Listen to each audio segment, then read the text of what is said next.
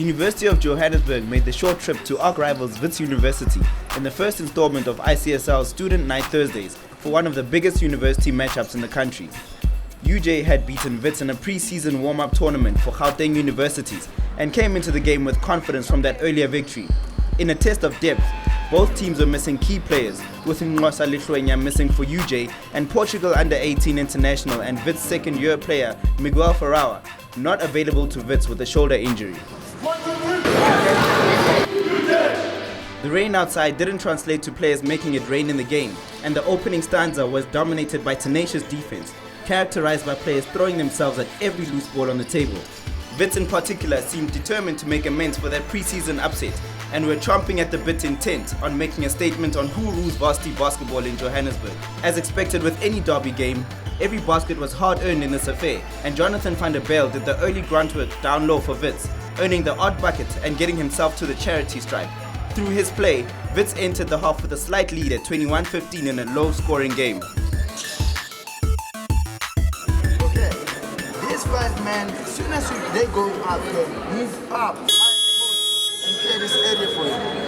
Okay, understand? Let's go. Let's go. Go. 1, 2, 3, focus! In the second half, Wits University began capitalizing on both their defense and a deeper bench by applying half-court pressure to force turnovers and easy buckets in transition.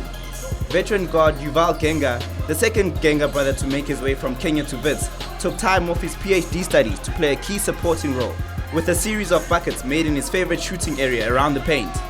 But the game's star player was Van der Bijl, who was the only player who seemed to find any consistency on offense, dropping a huge 14 points in the fourth quarter.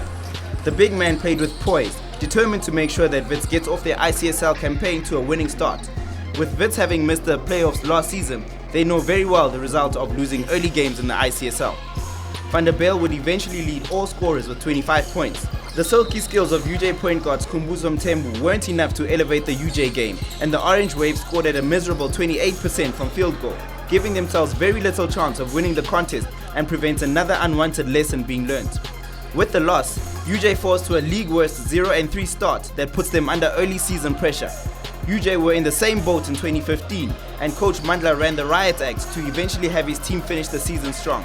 You can be certain the coach will go back and do more of the same this season to have his team turn their season around. Wits University were the eventual winners in this one with a 62-42 scoreline.